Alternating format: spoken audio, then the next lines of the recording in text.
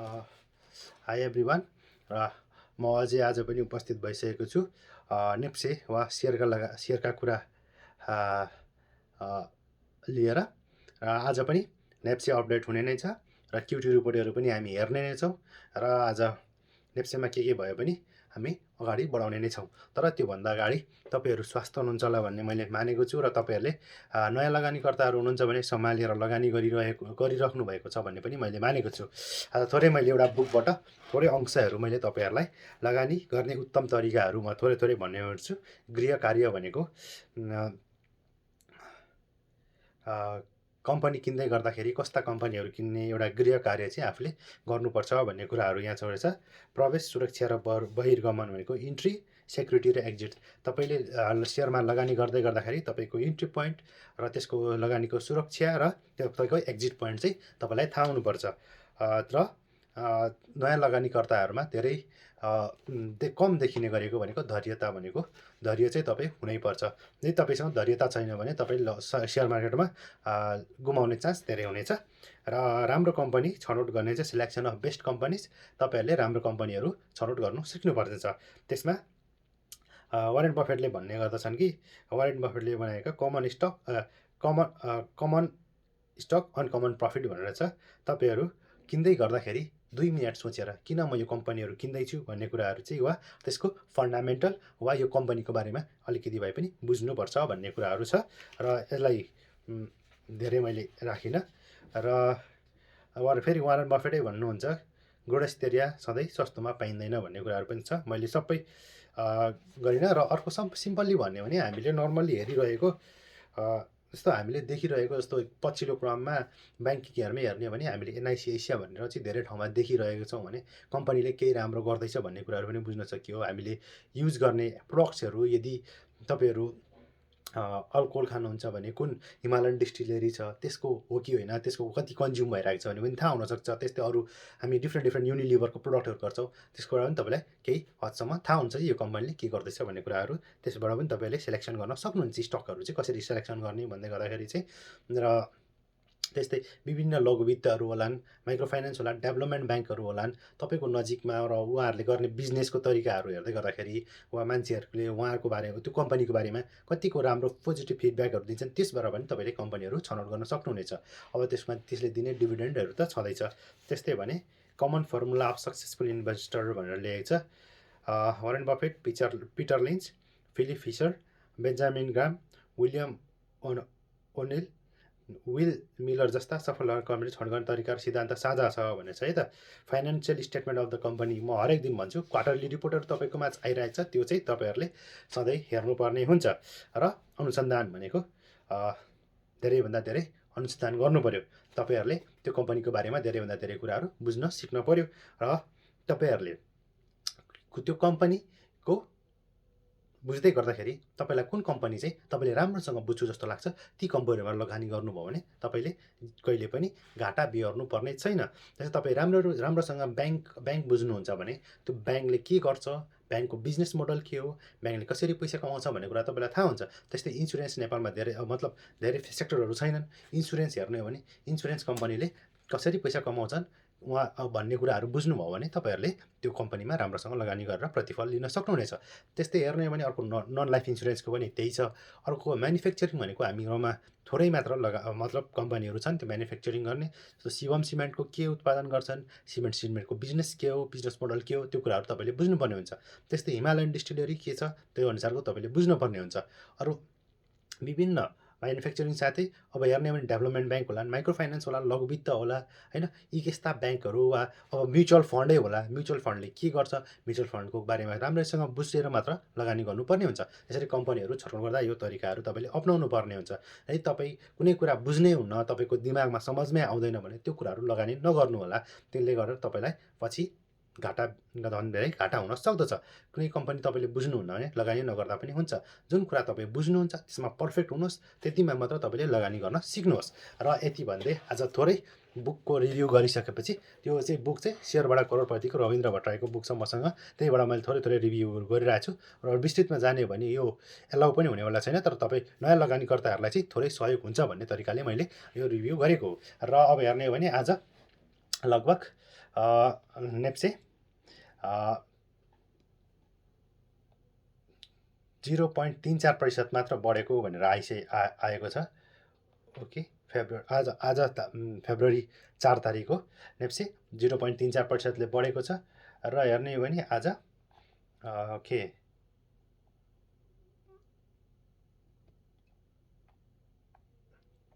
आज नेप्से बिहिबार आज अन्तिम कारोबार यो हप्ताका लागि 8.34 अङ्कले बढेर 2475.26 बिन्दुमा पुगेको छ र सेन्सिटिभ इन्डेक्स 1.68 अङ्कले बढेर 454.02 बिन्दुमा पुगेको देखिएको छ र फ्लोट इन्डेक्स हेर्ने हो भने 0.53 अङ्कले बढेको देखिनेछ।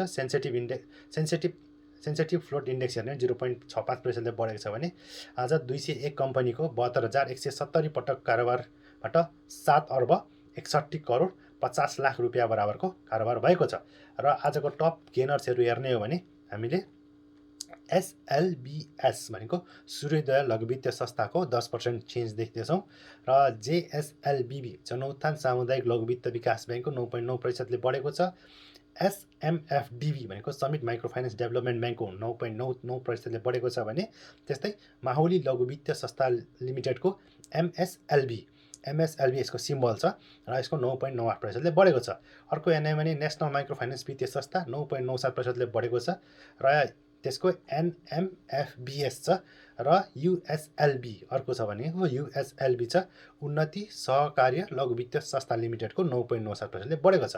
त्यस्तै हेर्ने हो भने KLPSL किसान लघु वित्तीय संस्था लिमिटेडको 9.96%ले बढेको देखिएको छ भने त्यस्तै अर्को भनेको SMB भनेको सपोर्ट माइक्रो फाइनेन्सको पनि 9.96%ले बढेको छ र अर्को हेर्ने हो भने ग्रामीण विकास लघु वित्त संस्था लिमिटेडको पनि 9.9%ले बढेको छ। यसको GBLBS रहेको छ है त सिम्बल।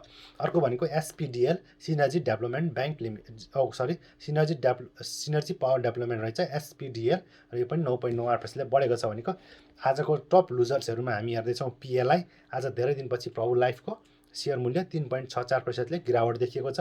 त्यस्तै एभरेस्ट इन्स्योरेन्सको प्रमोटर सेयर पनि 3.13%ले त्यसको EICPO छ र CORBL भनेको कर्पोरेट डेभलपमेन्ट ब्याङ्कको -3.0%ले घटेको छ। NFS भनेको नेपाल फाइनेन्स लिमिटेड पनि आज -2.74%ले घटेको छ। NBF2 भनेको नोबेल ब्यालेन्स फन्ड छ यसको -2.54%ले घटेको छ। मेगा ब्याङ्क हेर्ने हो भने MEGA हो र यसको -2.43ले घटेको छ। UFL युनाइटेड फाइनेन्स लिमिटेड यसको 2.39%ले घटेको छ र GFCL हेर्ने हो भने गुडविल फाइनेन्स पनि -2.04%ले घटेको देखिएको छ। र अन्तिममा 10औं नम्बरमा छ central finance corporation limited CFCL को -1.95%ले घटेको देखिएको छ। र आजको टप टर्नओभर हेर्ने हो भने NRIC Nepal insurance company limited सबैभन्दा धेरै भएछ। त्यसपछि DDBL डिप्रोस डेभलपमेन्ट ब्याङ्क लिमिटेड त्यस्तै GBIME global I'm bank NLIC Nepal life insurance company limited JSLBB भनेको जनउत्थान सामुदायिक लघु वित्त विकास ब्याङ्कको पनि आज धेरै कारोबार भएको रहेछ। फर्स्ट माइक्रो फाइनेन्स FMDBL र NTC नेपाल टेलिकम वा नेसनल दूरसञ्चार कम्पनी लिमिटेड AKPL भनेको अरुण काबेली पावर कम्पनी लिमिटेडको पनि आज धेरै कारोबार भएको छ। CBL भनेको सिभिल ब्याङ्क लिमिटेड SDL भनेको हिमालयन डिस्टिलरी रहेको छ है त। आज सेक्टरमा हेर्ने भने अगाडि माइक्रो फाइनेन्सको धेरै आज कारोबार भएको देखिएको छ। त्यस्तै commercial bank non life insurance hydro power life insurance अन्य manufacturing and processing development bank limited finance र म्युचुअल फन्डको यसरी धेरै कारोबार भएको देखिएको छ। र आज नेप्सेमा सबैभन्दा धेरै कारोबार गर्ने ब्रोकरहरू हामी हेर्दैछौँ र केही समय अगाडि मैले यसलाई पनि फलो अन गरिरहेको छु र आज पनि हेर्ने हो भने 58 नम्बर ब्रोकर चाहिँ धेरै एक्टिभ देखिएको छ। उहाँहरूले 47.93 करोडको कारोबार गर्नुभएको छ। JSLBB धेरै बेचेर NRIC धेरै किन्नुभएको देखिएको छ। 34 नम्बर ब्रोकर हेर्ने हो भने 38.21 करोडको कारोबार भएको छ। NLIC बेच्नुभएको छ र CIT किन्नुभएको छ है त। 49 नम्बर ब्रोकरले हेर्ने हो भने 36.72 करोड छ र CBBL बेचेर SFMF किन्नुभएको छ र 45 नम्बर ब्रोकर हेर्ने हो भने 34.37 करोडको कारोबार भएको छ। FOWAD फरवर्ड माइक्रो फाइनेन्स बेच्नुभएको छ भने AKPL किन्नुभएको छ है त। र 44 नम्बर ब्रोकरले आज 27.66 करोडको NLICL बेच्नुभएको छ र NICL किन्नुभएको छ। 50 नम्बर ब्रोकरले हेर्ने भने 26.80 करोडको कारोबार गरेको छ। NICL बेचेको देखिन्छ भने SHPC किनेको देखिन्छ है त। त्यस्तै 38 नम्बर ब्रोकरले 24.5 करोडको कारोबार भएको छ। एनआरआइसी बेचेको देखिएको छ भने डिडिबिएल किनेको देखिन्छ। 42 नम्बर ब्रोकरले हेर्ने भने 21.94 करोड 91 करोडको कारोबार गरेको छ। एनआइसिएल किनेको देखिन्छ भने जिबिआइएमई बेचेको देखिन्छ, किनेको देखिन्छ। केही समय यता 42 नम्बर ब्रोकरले हेर्ने हो भने लगातार ग्लोबल आइएमई उहाँहरूले किनिरहेको हुनुहुन्छ। टप बाईमा 42 नम्बर ब्रोकरको टप बाई भनेको ग्लोबल आइएमई छ र हामीले नयाँ लगानीकर्ता हुनुहुन्छ भने यसरी पनि तपाईँहरू उहाँहरूलाई फलो गर्न सक्नुहुनेछ। र अर्को 33 नम्बर ब्रोकरले 20.84 करोडको कारोबार गर्नुभएको छ। डिडिबिएल बेचेर एनआरआइसी किन्नुभएको छ। 32 नम्बर ब्रोकरको 18.95 करोडको कारोबार भएको छ। सिबिएल बेचेर सिबिएललाई किन्नुभएको छ। र 17 नम्बर ब्रोकर हेर्ने हो भने 17.93 करोडको भएको छ। ग्लोबल आइएमई बेच्नुभएको छ र एलजिआइएल किन्नुभएको छ। र अन्तिममा लास्टमा हेर्नेछौँ र 1 नम्बर ब्रोकरको हेर्ने हो भने 89.71 लाखको किन्नुभएको छ भने जिबिएलबिएस बेच्नुभएको छ र जेएसएलबिबी किन्नुभएको देखिएको छ है त। र आज यसरी टप बाई यहाँ ब्रोकरहरूको लिस्टहरू यहाँ यसरी तयार भएको छ र टप बाई र टप सेल मैले अलरेडी तपाईँहरूमा प्रस्तुत गरिसकेको छु र अरू थप न्युजहरू हामी हेर्दैछौँ। ओके हामीले चन्द्रगिरी हिल्स र निफ्रा नेपाल इन्फ्रास्ट्रक्चर ब्याङ्कको आइपिओ लिस्टिङ भएको कुराहरू आएको छ र कहिलेबाट हामीले कारोबार गर्न पाउनेछौँ है त। ओके, अर्को हप्ताको सन्डे र मन्डेबाट यसको कारोबार हुने देखिएको छ। ओके,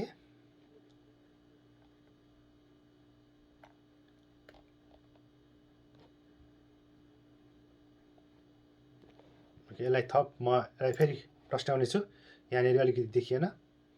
ओके, फेरि ग्रिन लाइफ हाइड्रो पावर लिमिटेडको आइपिओ भोलिबाट खुल्दैछ है।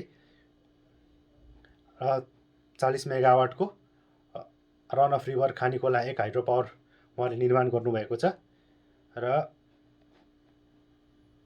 25 megawatt by utilising Khanikhola which is okay, पहिले 25 मेगावाट पछि फेरि 40 मेगावाट त्यसलाई बनाउनु हुनेछ र माघ 23 गतेबाट यो पब्लिकमा आउँदैछ। भोलिबाट तपाईँहरूले यसलाई आइपिओको लागि एप्लाई गर्न सक्नुहुनेछ। ओके, यसले केयर रेटिङ ग्रेड 4 पाएको छ। यसको फन्डामेन्टलहरू एभरेज बिलो एभरेज देखिएको छ फन्डामेन्टलहरू चाहिँ। र हेर्ने हो भने सबै अब लगभग एउटै देखिन्छ सबै क्यापिटल स्ट्रक्चरहरू र यसका सेयर होल्डर प्रमोटरहरूको 80% लगानी छ। प्रोजेक्ट एफेक्टेड अल लोकल्सको 0.5%, जेनरल पब्लिकमा 19.42% आउँदैछ र यसका बोर्ड अफ डाइरेक्टर हुनुहुन्छ मिसेस याङचेन डोल्मा लामा, मिसेस केसान्द दिक्की लामा, मिस्टर भूषण थापा, मिस्टर चेतन वाङ्गेल खड्कर लामा, मिस्टर धर्मेन्दर अग्रवाल, मिस्टर तेन्जिङ चाम्पे लामाहरू चाहिँ उहाँहरू बोर्ड अफ डिरेक्टरमा हुनुहुन्छ। र यसको हेर्ने हो भने अब भोलिबाट तपाईँहरूले आइपिओको लागि एप्लाई गर्न सक्नुहुनेछ र यसको किताहरू 34,96,400 किता आउँदैछ र यसको 2% चाहिँ अलरेडी इम्प्लोइलाई दिनेछ, 5% म्युचुअल फन्डलाई जानेछ र बाँकी 32,51,652 किताहरू चाहिँ हामीले एप्लाई गर्न सक्छौँ र लगभग हेर्ने हो भने 10देखि 20 युनिट हामीले एप्लाई गर्दा हुनेछ, किनभने धेरै पैसाहरू जाम पनि पर्नेछ। यो अन्तिममा गएर यो लकी ड्र नै हुने हामीले निश्चित देखिसकेका छौँ र नेपाल क्रेडिट एन्ड कमर्स ब्याङ्कको 10.27% बोनस सेयरहरू चाहिँ लिस्टिङ भएको पनि न्युज आएको छ।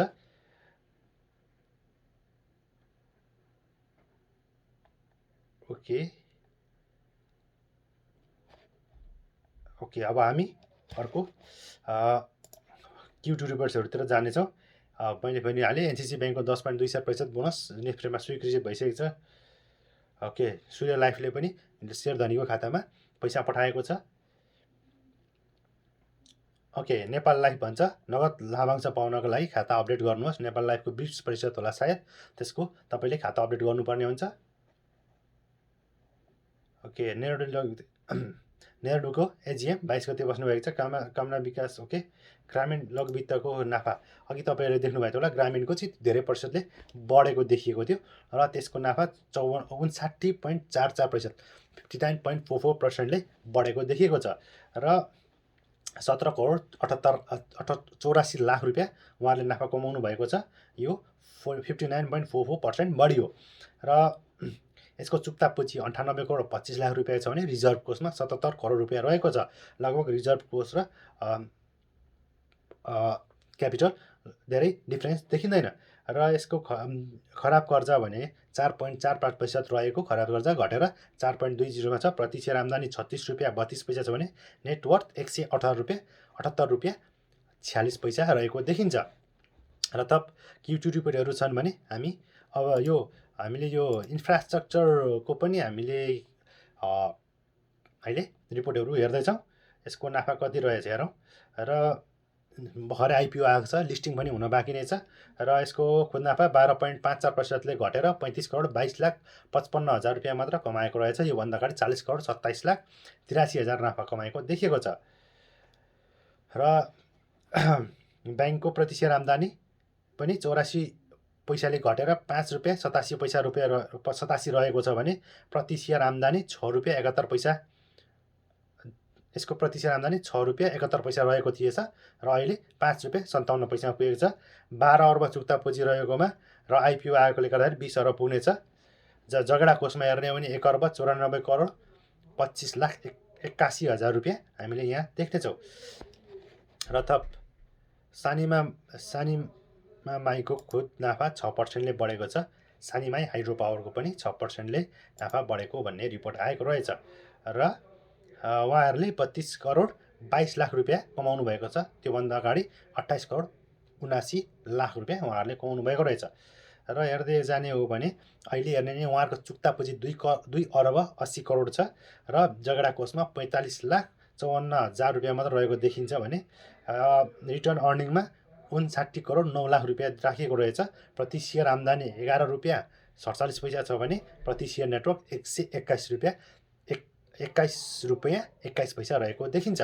र थप हामी Q2 रिपोर्टहरू हेरिरहेका छौँ र Q2 रिपोर्टहरू तपाईँहरूले पनि थप अझै योभन्दा धेरै चाहनुहुन्छ भने विभिन्न वेबसाइटहरूमा गएर तपाईँहरूले Q2 रिपोर्टहरू हेर्न सक्ने हुन्छ। र ओके, अब चाँडै नै हाम्रो पनि आइपिओहरू पनि बुक बिल्डिङमा जाने भन्ने कारण गइरहेको एउटा न्युजहरू आइरहेको हुँदाखेरि अब 18वटा दिन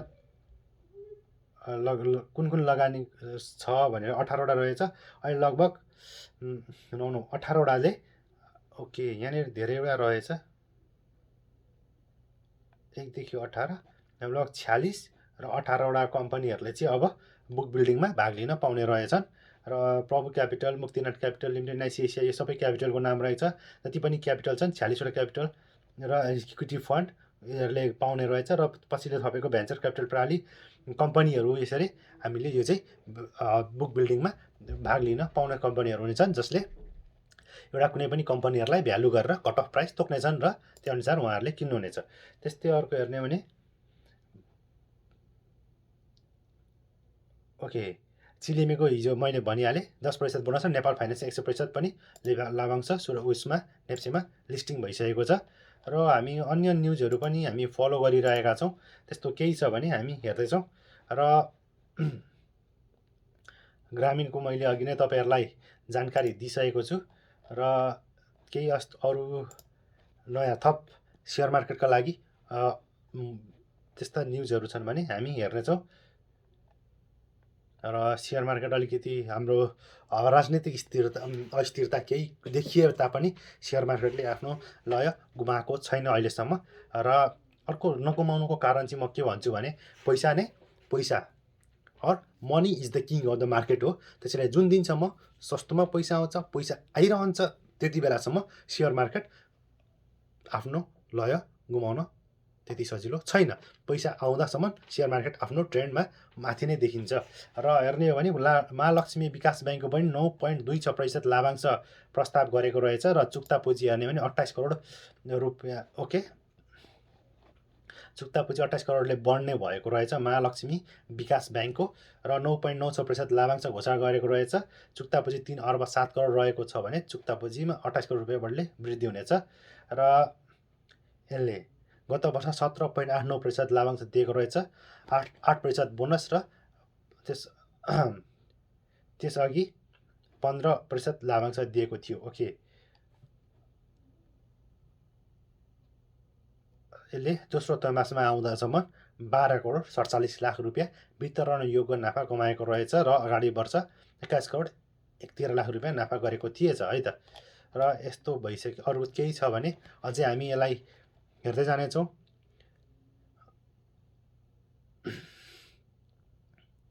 र हाम्रोमा आज हडताल देखिएको थियो। नेपालमा हडतालको बीच पनि आज सेयर मार्केट बढेर बन्द भएको छ। र ओके, सारथी लघुवित्तको नाफा 5 करोड माथि भनेर छ। सारथी एसएनएलबी रहेछ यसको सिम्बल। तपाईँहरूले नेप्सीमा गएर यसको आज 1620 रुपियाँमा अन्तिम कारोबार भएको छ। 6.09%ले बढेको देखिएको छ लघुवित्तको र यसले 5 करोड 11 लाख रुपियाँ खुद नाफा कमाएको छ भने यसको चुक्ता पुँजी हेरौँ। चुक्ता पुँजी 23 करोड 53 लाख रुपियाँ छ। जगेडा कोषमा 15 करोड 47 लाख रुपियाँ छ भने यसको खराब कर्जा 0.25%बाट बढेर 2.86मा पुगेको देखिन्छ। यसको प्रति सेयर आम्दानी हेर्ने हो भने 43 रुपियाँ 50 पैसा छ भने प्रति सेयर नेटवर्क 165 रुपियाँ 74 पैसा रहेछ भने मूल्य आम्दानी अनुपात 25.75 गुणा रहेको देखिन्छ। सारथी लघुवित्त नेपाल लघुवित्तको है त। र यति आज हामी यतिमै अन्त्य गर्दैछौँ। लगभग 20 मिनट कटिसकेको छ। म सकेसम्म भिडियोलाई छोटो बनाउने प्रयास गरिरहेको छु। जुन दिनसम्म यो क्युटी रिपोर्टहरू चाहिँ मैले जसरी भए पनि तपाईँहरूमाझ प्रस्तुत गर्ने जमर्को गरेको कारणले गर्दा भिडियोहरू लामो भएको छ। कृपया अल्छी नमानी हेर्नुहोला, भिडियोलाई राम्रोसँग निहाल्नुहोला, कम्पनीलाई एनालाइसिस गर्न सिक्नुहोला। इपिएस, पी रेसियो, नाफा घाटा के छ, कम्पनीको स्थिति के छ, अगाडि वर्षभन्दा राम्रो छ या अगाडि वर्षभन्दा तल खस्किरहेको छ, यी कुराहरूलाई ध्यान दिनुहोला। तपाईँहरूले लगानी गर्ने बेलामा यो कुराहरूले तपाईँलाई धेरै नै मायने राख्ने गर्दछ। र तपाईँ फेरि पनि money is the king of the market र मनी चाहिँ सस्तोमा आइरहेको छ मार्केटमा। त्यसले कारणले गर्दाखेरि तपाईँहरू नआत्तिनु होला। र मैले फेरि पनि भन्नेछु, अलिकति पोलिटिकल अनस्टेबिलिटी देखिरहेको छ नेपालमा। त्यसको बिचमा पनि सेयर मार्केट आफ्नो लय समातिरहेको छ र माथि गइरहेको छ। यस बिचमा पनि थोरै करेक्सनहरू छ। करेक्सनहरूमा नडराउनु होला। राम्रो कम्पनी छन् भने आत्तिनु पर्दैन र नराम्रो कम्पनी छ भने त्यति बेला छाँटेर आफ्नो पोर्टफोलियोलाई अलिकति सिफ्ट गर्नुपर्ने हुन्छ। त्यही भन्दै म आजलाई बिदा हुन चाहन्छु। र भोलि आज बिहिबार यो हप्ताको अन्तिम कारोबार, भोलि शुक्रबार कुनै कारोबार हुनेवाला छैन। मैले क्युटी रिपोर्ट र कुनै एउटा कम्पनीको एनालाइसिस पनि लिएर आउन सक्नेछु। र भोलि भेटौँला। आफ्नो स्वास्थ्यको ख्याल राख्नुहोला भन्दै आजलाई बाई बाई। अरू थप मैले भन्नु पर्दैन तपाईँहरूलाई, तपाईँहरू जान्ने हुनुहुन्छ। कृपया आफ्नो साथीहरूमाझ सेयर गरिदिनु होला, भिडियोलाई लाइक गरिदिनु होला र कृपया सब्सक्राइब गरिदिनु होला। तपाईँहरू जति धेरै सब्सक्राइब गरिदिनुहुन्छ त्यति धेरै माझ यो भिडियोहरू पुग्नेछ। जति मची नयाँ लगानी, स्पेसल्ली नयाँ लगानीकर्ताहरूलाई चाहिँ सेयर मार्केटमा आएर आफ्नो पैसा गुमाउनु नपरोस् भन्ने चाहन्छु। त्यसैले यो उहाँहरूलाई कम्पनीहरू कसरी किन्ने, कहिले लगानी गर्ने कुराहरू मैले सेयर गरिरहेको हुनाका कारण उहाँहरूलाई पनि यो भिडियोले सहयोग गर्छ भन्ने कुरा मैले लिएको छु। सकेसम्म कृपया यो भिडियो लाइक, सेयर र सब्सक्राइब गरिदिनुहोस्। भन्दा तपाईँलाई पनि वाक्क लागिसक्यो होला। तर तपाईँहरूले मेरो भिडियोहरू हेरिराख्नु भएको छ भन्ने मैले आशा लिएको छु र नयाँ कुराहरू सिकिराख्नु भएको छ भन्ने पनि मैले लिएको छु। र यति भन्दै आजलाई बाई बाई। अझैको तर्फबाट तपाईँहरूलाई बेस्ट अफ लक।